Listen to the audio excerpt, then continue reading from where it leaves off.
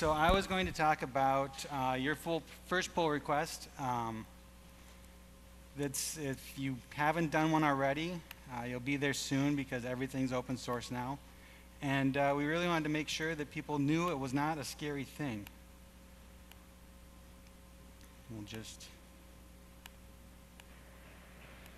try and mess things up again here. All right.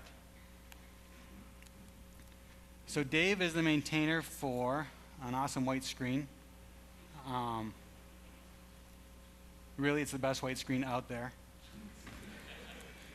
Hours and hours and hours. And this is my first talk ever also, so I think everything that can go wrong is. So, Dave maintains a lot of things, but one of my favorite is, it's called YAM. It's a static site generator. If you've used Jekyll, it's a lot like Jekyll. If you haven't, it's still a lot like Jekyll, but it's even cooler because it's all in .NET. And it's one of my favorite tools.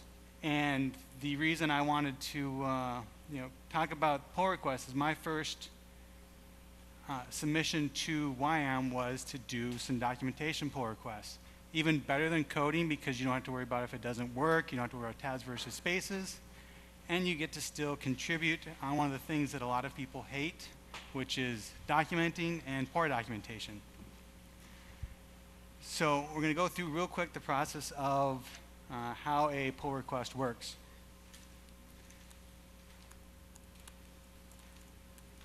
And I don't know how to use a keyboard, so I've gone out to YAM's website on GitHub, and the first thing you want to do with a pull request is fork it. And all that does is it says take everything from here and put it over here. So what I'm saying is take all of the YAM stuff and put it on my repository or my GitHub profile. And now anything I can do, it's on my space. So if I screw things up, no one has to know. It just stays between me and GitHub, and no one else has to know about it. Which is kind of the first big hurdle is, well, I don't want my stuff out there where people can see it. Well, it's over, no one's going to look at my repository because no one knows me, so it's safe.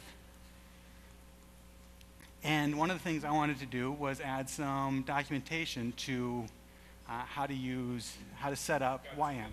2 minutes, all right.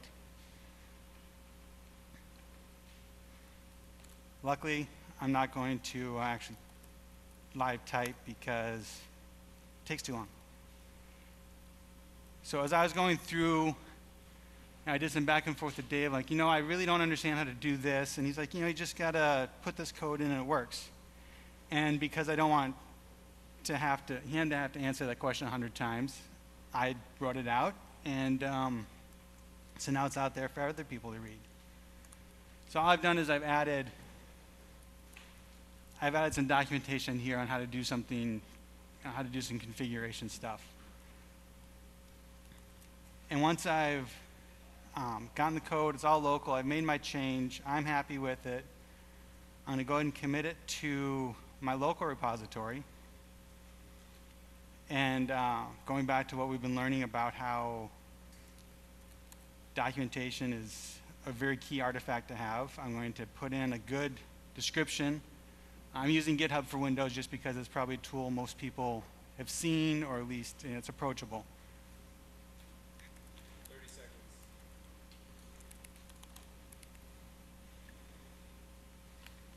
See if we can do this in 30 seconds. So we're going to sync it up.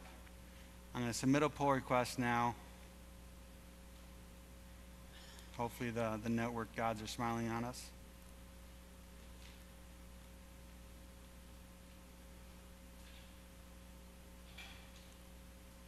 That is the last thing that's going to fail today. We tried to figure out how much we could fake for live television. So here's my pull request. And at this point, all right. Well, that's it.